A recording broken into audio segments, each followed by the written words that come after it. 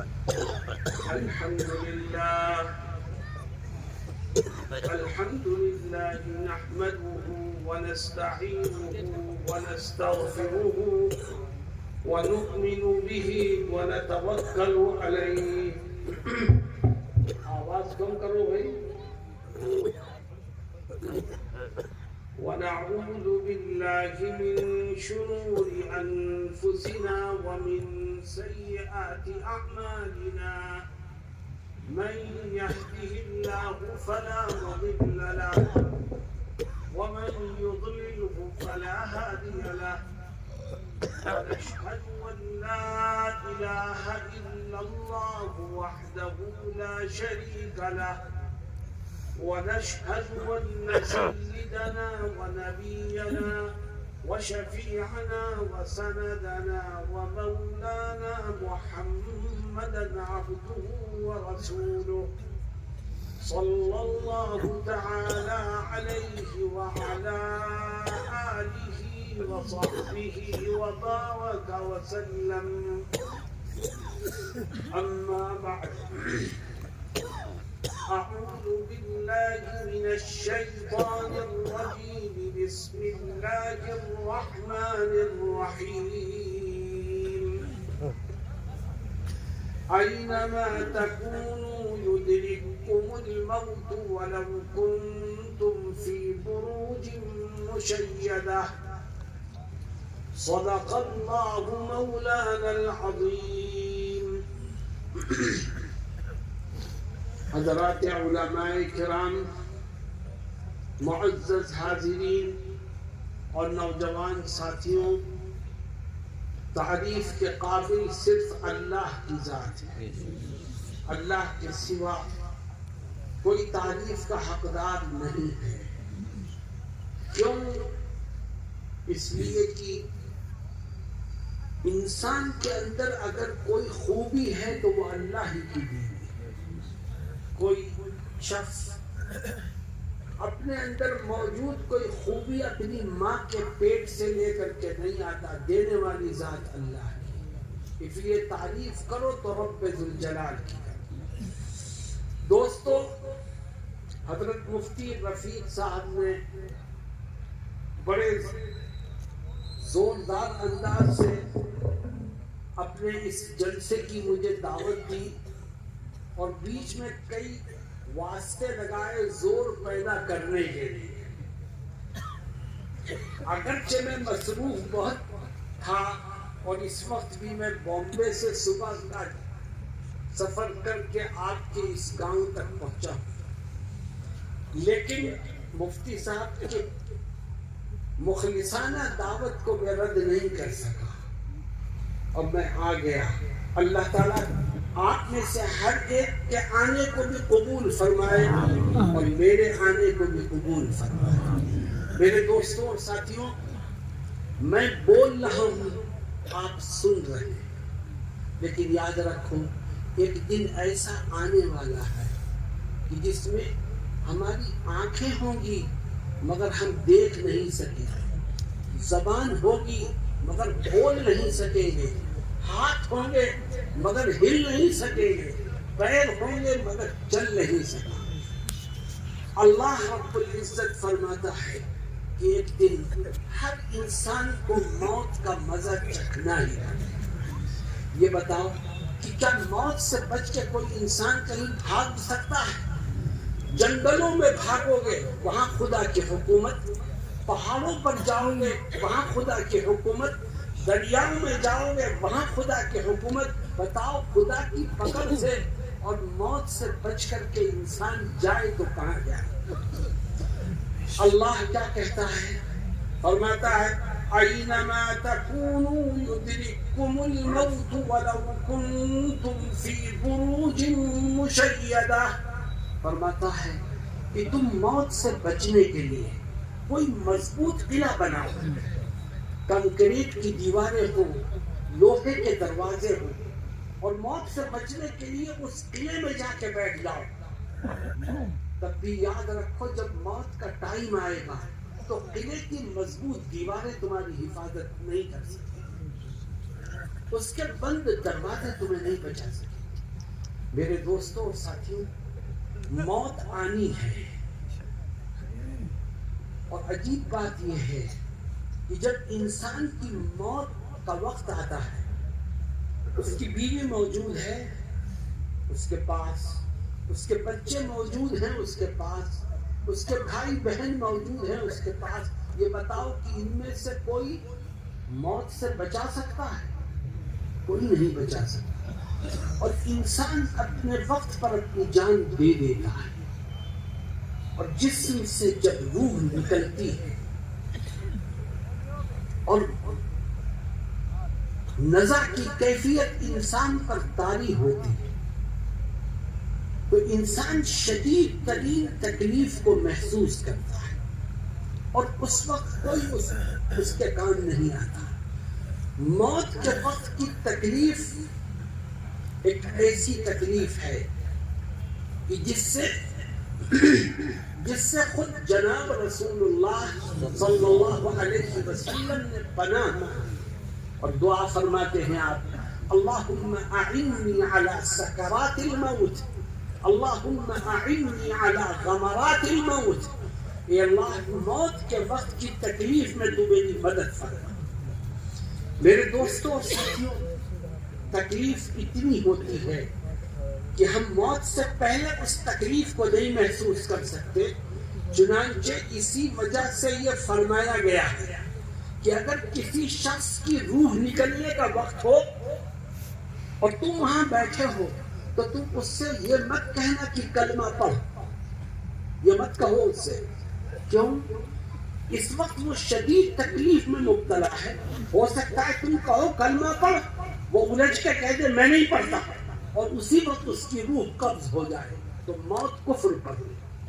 تو کیا فرمایا گیا کہ لقنوا موتاکم بلا الہ الا اللہ، اس سے مت کہو کہ کلمہ پڑھ، اس کے سرہانے بیٹھ کر خود کلمہ پڑھ لینا، ہو سکتا ہے تمہاری زبان سے سن کر اللہ اس کو بھی پڑھنے کی توفیق عطا فرمائے۔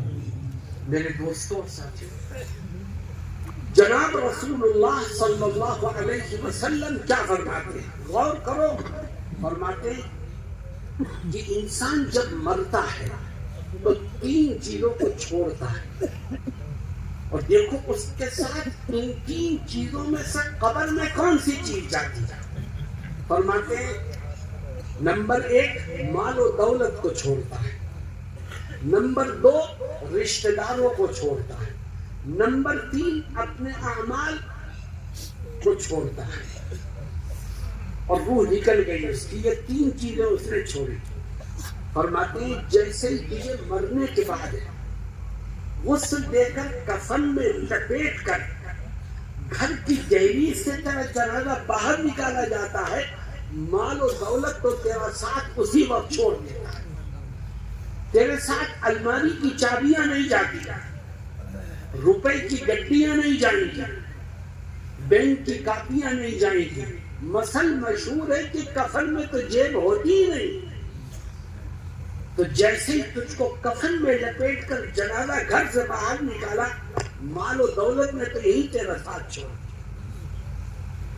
اب تیرے رشتہ دار ہیں جو تجھے اپنے کندھوں پر اٹھا کے قبرستان کی طرف لے کے چلتے ہیں۔ آقا دو جہاں سرور کائنات حضرت محمد مصطفیٰ صلی اللہ علیہ وسلم فرماتے ہیں کہ جب رشتہ دار جنازے کو لے کے قبرستان کی طرف چلتے ہیں تو یہ مردہ بولتا ہے۔ تو بھائی تم نے کسی مردے کو بولتے ہوئے سنا ہے؟ بولو زور سے، تم یہ کہو ہم نے نہیں سنا، مگر اگر آقا کہتے ہیں تو ہمارا ایمان ہے کہ بولتا ہے۔ کیسے بولتا ہے؟ دیکھو آقا کیا فرماتے ہیں، کہتے ہیں اگر مرنے والا نیک ہوتا ہے تو جب اس کے رشتہ دار اس کا جنازہ اٹھاتے ہیں تو وہ بولتا ہے اور کہتا ہے ارے لوگوں مجھے میری آخری منزل تک جلدی سے پہنچاؤ، مجھے وہاں جلدی پہنچاؤ جہاں میرے رب نے میرے لیے جنت کی نعمتوں کو تیار کرا تھا۔ وہ بولتا رہتا ہے اور اس کی بولی کو آسمان و زمین کے درمیان کی ہر مخلوق سنتی ہے سوائے انسانوں اور جناتوں۔ آقا فرماتے ہیں نہ انسان سنتا ہے نہ جنات سنتا ہے، بقیہ سب سنتے ہیں۔ اور جب کسی گناہگار کا جنازہ اس کے رشتہ دار اٹھا کے قبرستان کی طرف چلتے ہیں تو آقا فرماتے ہیں وہ چیختا ہے، وہ چلاتا ہے، وہ کہتا ہے مجھے کہاں بربادی کی طرف لے جاتے ہیں، مجھے کہاں ہلاکت کی طرف لے جاتے ہیں۔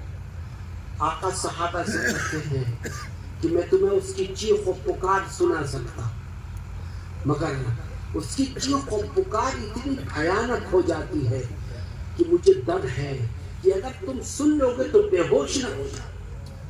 میرے دوستو، اس طرح رشتہ دار جنازے کو لے کے قبرستان تک پہنچتے ہیں۔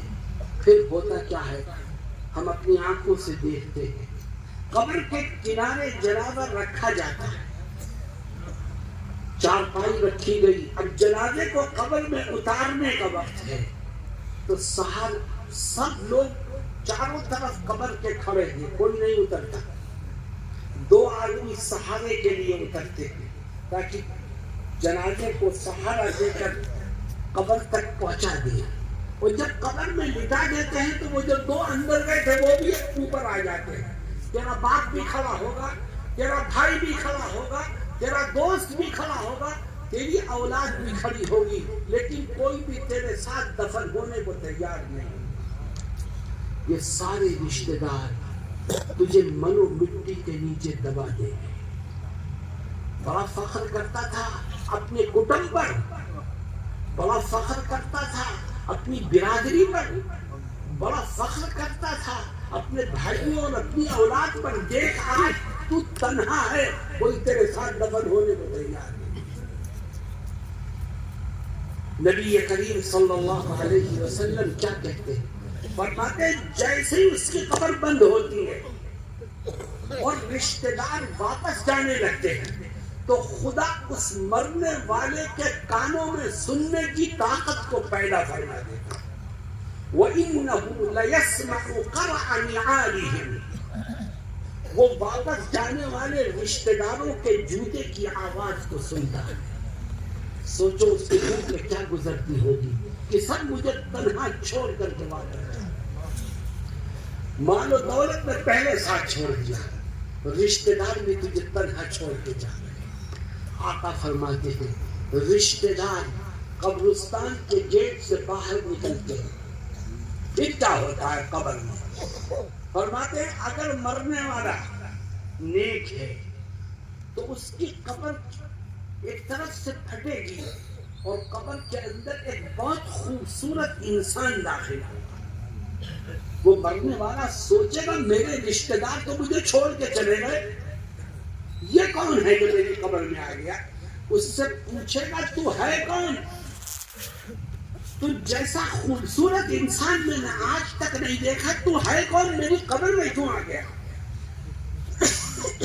وہ آنے والا کیا جواب دے گا؟ کہے گا انا عملک الصالح، کہے گا میں کوئی اور نہیں ہوں، دنیا میں تو نے جو نیکیاں کی تھی خدا نے تیری نیکیوں کو میری شکل میں بنا کر تیرے ساتھ کر دیا، اب میں ہر وقت تیرے ساتھ رہوں گا۔ اس شخص کے آنے کی برکت سے اللہ اس کے قبر کو تا حد نگاہ کشادہ فرما دے گا، اس کی قبر کو روشن فرما دے گا، اس کی قبر میں جنت کی طرف دروازے اور کھڑکیاں کھولے گا۔ دیکھو قبر میں کون ساتھ گیا؟ مال و دولت ساتھ نہیں گیا، رشتہ دار ساتھ نہیں گئے، انسان کا عمل ساتھ گیا۔ نبی کریم صلی اللہ علیہ وسلم فرماتے ہیں کہ اگر مرنے والا گناہگار ہوتا ہے، بدکار ہوتا ہے، خطاکار ہوتا ہے تو اس کی قبر کبھی گوشہ کونا ہٹے گا اور اس کی قبر میں بھی ایک شخص داخل ہوگا جو نہایت بدصورت ہوگا، ڈراؤنی شکل کا ہوگا۔ اس کو غم ہوگا کہ میرے رشتہ دار مجھے چھوڑ گئے، اور اب دیکھے گا اس ڈراؤنی شکل کے انسان کو تو گھبرا جائے، کہے گا تو ہے کون؟ اتنی بری شکل تو میں نے آج تک دیکھی نہیں، تو میری قبر میں کیوں گھسایا؟ تو وہ جواب کیا دے گا؟ کہے گا انا عملک الخبیث، کہے گا میں کوئی اور نہیں ہوں، دنیا میں جو تو نے پاپ کیے تھے، جو گناہ کیے تھے، خدا کی جو نافرمانیاں کی تھی، خدا نے تیرے پاپ کو میری شکل میں بنا کر تیرے اوپر مسلط کر دیا۔ اب کیا ہوگا؟ اب اس کی قبر کی دونوں دیواریں کھسکنے لگے، ادھر کی دیوار بھی ملنے لگے گی، ادھر کی بھی ملنے لگے گی۔ فرماتے ہیں دونوں دیواریں ملتے ملتے اتنی مل جائیں گی کہ اس مرنے والے کی ایک طرف کی پسلیاں دوسری طرف کی پسلیوں میں اس طرح گھس جائیں گی، اور پھر خدا اس کے قبر کو جہنم کے گڑھے میں تبدیل کر دے گا۔ میرے دوستوں، میں نے کوئی قصہ کہانی نہیں سنایا ہے آپ کو، یہ آقا کا فرمان ہے جو میں نے تمہارے سامنے پیش کیا۔ اب میرا ایک سوال ہے، میوات کے لوگوں، مجھے جواب دینا زور سے، کیونکہ جو تم جواب دو گے وہ تمہارا رب سنے گا۔ یہ بتاؤ کہ تم قبر میں اچھا ساتھی چاہتے ہو کہ نہیں چاہتے؟ یہ بتاؤ کہ تم اپنی قبر کو جنت کا باغ بنانا چاہتے ہو کہ نہیں چاہتے؟ قبر میں ہر ایک کو ایک ساتھی ملے گا، کسی کو اچھا ساتھی ملے گا، کسی کو برا ساتھی ملے گا۔ قبر کسی کی جنت کے باغ میں تبدیل ہوگی، کسی کی قبر جہنم کا گڑھا ہوگا۔ اگر یہ چاہتے ہو کہ خدا تمہیں قبر میں اچھا ساتھی نصیب فرمائے اور تمہاری قبر کو جنت کا باغ بنا دے، تو اس کے لیے دنیا کی اس زندگی میں کچھ کرنا پڑے گا۔ تو بھائی کرنے کو تیار ہو؟ صرف 5 کام ہے۔ جس نے یہ 5 کام کیے، میں اس کو یقین دلاتا ہوں کہ رب ذوالجلال اس کو قبر میں بہترین ساتھی عطا فرمائے گا اور اس کی قبر کو جنت کا باغ بنا دے۔ میں ایک ایک کر کے ان 5 کاموں کو بیان کروں گا، مگر میری شرط یہ ہے کہ یہ عہد کرو کہ انشاءاللہ ہم سن کر جو ان پر عمل کریں گے۔ سب سے پہلا اگر یہ چاہتے ہیں کہ اللہ آپ کو قبر میں اچھا ساتھی نصیب فرمائے اور آپ کی قبر کو جنت کا باغ بنا دے، تو سب سے پہلا کام یہ کہ آج سے طے کریں کہ جب تک جسم میں جان اور بدن میں روح رہے گی، اس وقت تک روزانہ 5 ٹائم کی نماز پابندی سے پڑھتے رہے گا۔ میرے دوستو، اس مجمع میں بہت سے لوگ ایسے ہیں جو نماز پڑھتے ہیں مگر صرف جمعے کی پڑھتے ہیں، اور بہت سے ایسے ہیں جو نماز پڑھتے ہیں، محلے والے گھر والے سب کہتے ہیں بڑا نمازی ہے، نماز پڑھتا ہے، مگر اس کی زندگی میں جھانک کے دیکھو تو پتہ چلے گا نماز پڑھتا تو ہے، روزانہ پڑھتا ہے، لیکن کسی دن 2 پڑھی 3 چھوڑ دی، کسی دن 3 پڑھی 2 چھوڑ دی، کبھی عشاء پڑھے بغیر سو گیا اور کبھی فجر میں پڑھا سو رہا ہے۔ سن لو کان کھول کر، جس نے 2 پڑھی 3 چھوڑی، یا 3 پڑھی 2 چھوڑی، یا صرف جمعے کی پڑھی، تو وہ نماز نہیں پڑھ رہا ہے، وہ اللہ کے حکم کا مذاق اڑا رہا ہے۔ خدا کہتا ہے 5 نمازیں ہیں، تو کہتا ہے میں تو 2 پڑھوں گا۔ خدا کہتا ہے 5 نمازیں فرض ہیں، تو کہتا ہے میں تو جو جی چاہے گا پڑھوں گا، جب جی نہیں چاہے گا نہیں پڑھوں گا۔ یاد رکھ، وہ رب بڑا طاقتور ہے، جب اس سے وہ تیری آنکھوں کی روشنی کو بھی چھین سکتا ہے، وہ تجھے اپاہج اور مجنون بھی بنا سکتا ہے، وہ تیرے پیروں سے چلنے کی طاقت کو بھی چھین سکتا ہے، مگر وہ رحیم و کریم ہے۔ ہم نمازوں کو چھوڑتے رہے، وہ ہمیں کھانے کو دیتا رہا، ہم نمازوں کو چھوڑتے رہے، وہ ہماری ضرورتوں کو پورا کرتا رہا، ہم نمازوں کو چھوڑتے رہے، وہ ہماری مدد اور نصرت فرماتا رہا۔ اس رب کے قربان جاؤ اور آج سے طے کرو کہ انشاءاللہ روزانہ 5 ٹائم کی نماز پابندی سے پڑھے۔ اللہ رب العزت قرآن کریم میں کچھ لوگوں کی بڑی تعریف کرتا ہے۔ وہ کون لوگ ہیں؟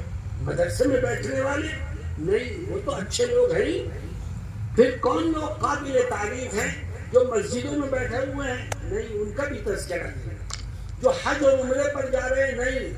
اللہ کیا کہتا ہے؟ کچھ لوگ بڑے اچھے ہیں کہ اللہ ان میں خوبی چاہتا ہے. فرماتا ہے ان میں خوبی یہ ہے کہ وہ بازاروں میں ہے، دکانوں پر بیٹھے ہیں، لین دین میں مصروف ہیں، مگر جیسے ہی مسجد کے مناروں سے اللہ اکبر کی صدا بلند ہوتی ہے، وہ دنیا کے کاموں کو چھوڑ کر اپنے رب کے گھر میں آ کر اپنا ماتھا رب کے سامنے ٹیک دیتے ہیں. یہ بڑی خوبی کے لوگ ہیں کہ دنیا ان کو نماز پڑھنے سے نہیں روک رہی. رجال لا تلهيهم تجارة ولا بيع عن ذكر الله وإقام الصلاة وإيتاء الزكاة يخافون يوما تتقلب فيه القلوب والأبصار. میرے دوستوں اور ساتھیوں، میں یہ نہیں کہتا کہ ہر وقت مسجد میں بیٹھے رہو، نہیں، تم دنیا کے کاموں میں لگو، لیکن اپنے دل و دماغ میں یہ بٹھاؤ کہ مجھے نماز کی طرف سے غفلت نہیں برتنی ہے.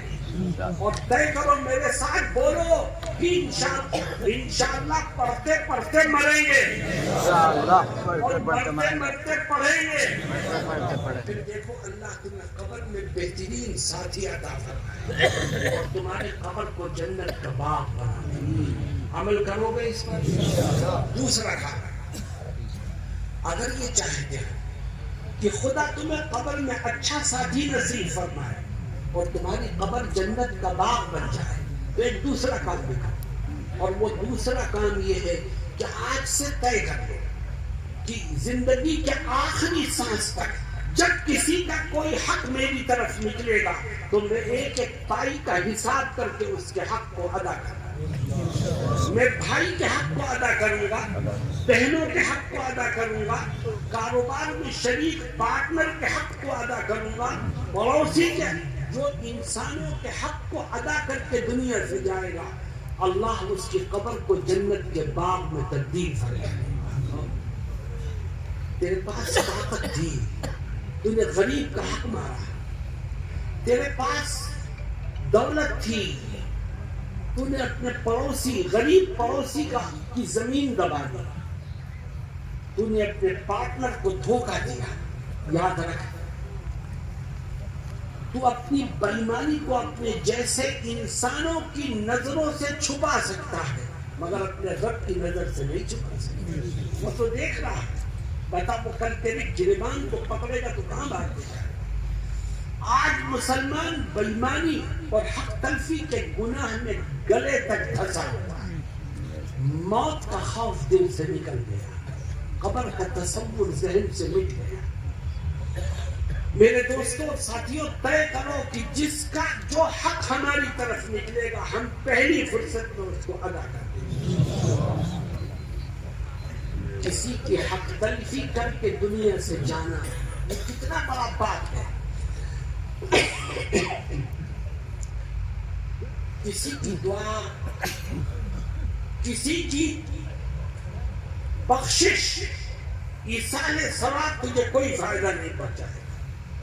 مدینہ المنورہ میں نبی کریم صلی اللہ علیہ وسلم تھے تو مدینے کے ارد گرد گاؤں دیہات میں بھی اگر کسی کی وفات ہو جاتی تو لوگ اپنے مرنے والے کا جنازہ کندھوں پر اٹھا کر مسجد نبوی لے کے آتے اور ہر ایک کی یہ خواہش ہوتی کہ آقا اس کی نماز جنازہ پڑھا دے، کیونکہ صحابہ کرام کو یقین تھا کہ جس کی نماز جنازہ آقا پڑھا دیں گے اللہ اس کی مغفرت کر دے گا.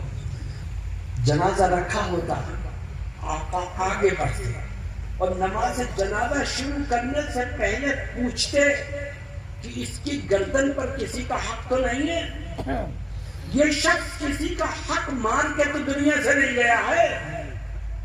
اگر پتہ چلتا کہ اس کی طرف کسی کے پیسے نکل رہے ہیں، اس نے کسی کا حق مارا ہے، تو آقا پیچھے ہٹ جاتے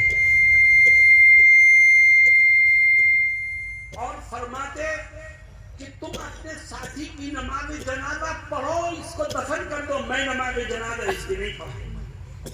علماء کیا لکھتے ہیں علماء لکھتے ہیں کہ آقا نماز جنازہ پڑھانے سے انکار کیوں فرماتے تھے؟ اس لیے فرماتے تھے کہ جو حق تلفی کا گناہ کر کے گیا ہے وہ اتنا بڑا پاپی ہے کہ نبی کی دعاؤں سے بھی اس کی مغفرت نہیں ہو سکتی۔ میرے دوستو، ہم میں سے ہر ایک کو اپنے گریبان میں چھانٹ کے دیکھنا چاہیے۔ یہ گاؤں دیہات کے لوگ بیٹھے ہیں، گاؤں میں زمینوں کا جھگڑا اتنا عام ہے کہ کوئی گھر اس سے پاک نہیں ہو۔ میں کہتا ہوں گاؤں والوں سے کہ زمینوں پر مت جھگڑو، تمہیں تو صرف اتنی زمین چاہیے کہ جتنی زمین میں تمہاری لاش کو دفن کیا جا سکے، باقی سب چھوڑ کے چلے جاؤ۔ میرے دوستوں اور ساتھیوں، طے کرو انشاءاللہ حق تلفی کے گناہ سے زندگی کے آخری سانس تک بچتے رہیں گے۔ جب تم لوگوں کے حق کو ادا کر کے جاؤ گے قبر میں، تو اللہ تمہاری قبر کو جنت کے باغ میں تبدیل کر دے اور تمہیں قبر میں اچھا ساتھی نصیب فرمائے۔ تو بھائی اس پر عمل کرو گے؟ نمبر 3،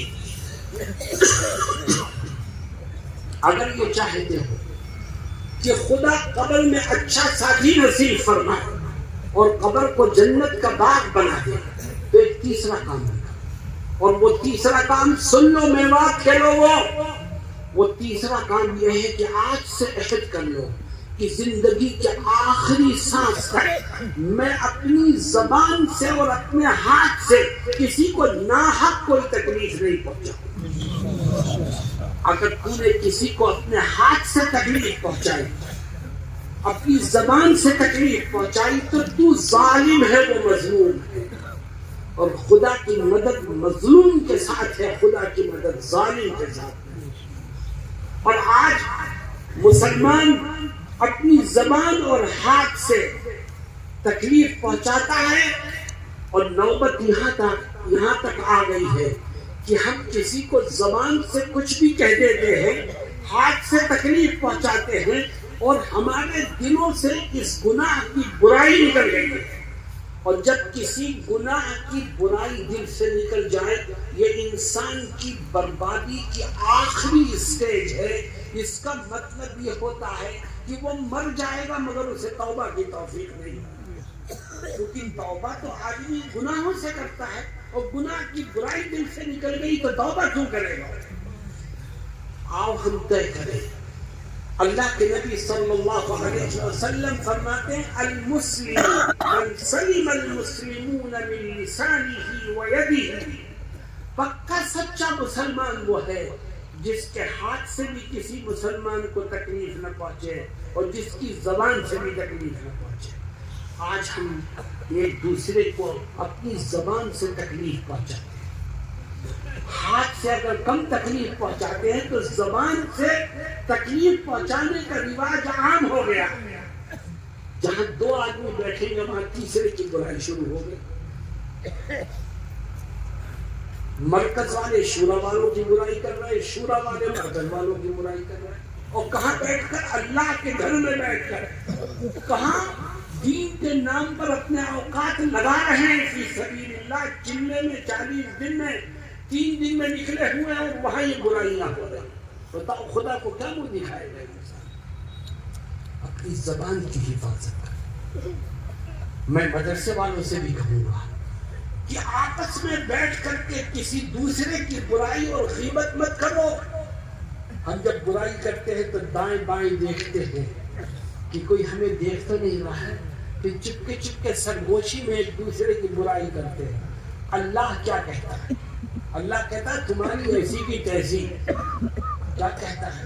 أَلَمْ تَرَ أَنَّ اللَّهَ يَعْلَمُ مَا فِي السَّمَاوَاتِ وَمَا فِي الْأَرْضِ مَا يَكُونُ مِن نَجْوَى ثَلَاثَةٍ إِلَّا هُوَ رَابِعُهُمْ وَلَا خَمْسَةٍ إِلَّا هُوَ سَادِسُهُمْ۔ اللہ کہتا ہے کہ میں زمین و آسمان کی ہر چیز سے واقف ہوں، اور دیکھو جب تم 3 آدمی بیٹھ کر چپ کے باتیں کرتے ہو، بکواس کرتے ہو، ایک دوسرے کی غیبت کرتے ہو، تو سن لو تم وہاں 3 نہیں ہوتے، چوتھا میں ہوتا۔ اور جب تم چار بیٹھ کر چپکے باتیں کرتے ہو تو تم چار نہیں ہوتے، پانچواں میں ہوتا ہوں. اور یاد رکھو تمہاری تعداد زیادہ ہو یا کم، ہر جگہ میں تمہارے ساتھ. میرے دوستوں اور ساتھی، اپنے ہاتھ سے بھی کسی کو تکلیف مت پہنچاؤ، اپنی زبان سے بھی کسی کو دکھ مت پہنچاؤ، زبان کی حفاظت کرو. ایک صحابی ہے حضرت معاذ بن جبل رضی اللہ عنہ، نبی کریم صلی اللہ علیہ وسلم نے ان کو کچھ عبادتوں کی نصیحت فرمائی. فرمایا معاذ کیا میں تمہیں ابواب خیر نہ بتاؤں؟ انہوں نے کہا حضور ضرور بتائیے. فرمایا صدقہ خیرات کیا کرو، تہجد کی نماز پڑھا کرو، جہاد فی سبیل اللہ کیا کرو، نفلی روزے رکھا کرو. حضرت معاذ نے کہا یا رسول اللہ میں ان نصیحتوں پر عمل کروں گا. آپ نے فرمایا اے معاذ کیا تم جانتے ہو کہ ان تمام نیکیوں کی قبولیت کا دار و مدار کس پر ہے؟ تہجد کب قبول ہوگا، صدقہ خیرات کب قبول ہوگا، جہاد کب قبول ہوگا، نفلی روزے کب قبول ہوگا، تمہیں معلوم ہے؟ انہوں نے کہا حضور مجھے نہیں معلوم. فرمایا اگر تم یہ چاہتے ہو کہ خدا تمہاری تہجد کی نماز کو قبول کرے، تمہارے صدقہ خیرات قبول کرے، تمہارا جہاد فی سبیل اللہ قبول کرے، تو اے معاذ ہمیشہ اپنی زبان کو قابو اور کنٹرول کرے. جب زبان قابو میں ہوگی تو اللہ اس کی برکت سے تمہاری نیکیوں کو قبول فرمائے. اور اگر زبان آؤٹ آف کنٹرول ہوگی تو بڑی سے بڑی نیکی تباہی اور بربادی کے گھاٹ اتر جائے. آؤ ہم طے کریں کہ ہم اپنی زبانوں کی بھی حفاظت کریں. کسی مسلمان کی عزت کو داغدار مت کرو. یہ ہو سکتا ہے کہ ہم ایک آدمی سے جڑے ہیں دوسرے سے نہیں جڑے، اچھی بات ہے، جس سے جی چاہے جڑو اور جس سے جی نہ چاہے مت جڑو. کوئی نہیں کہتا کہ ہر ایک سے جڑو، مگر کسی کو ذلیل مت کرو، کسی کی عزت سے کھلواڑ مت کرو. کیوں؟ آقا کیا کہتے ہیں؟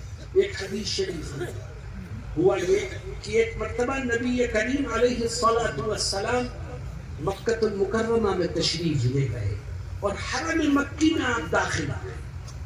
آپ کی نظر کعبۃ اللہ پر پڑی. آپ نے کعبے کو دیکھ کر کہا اے رب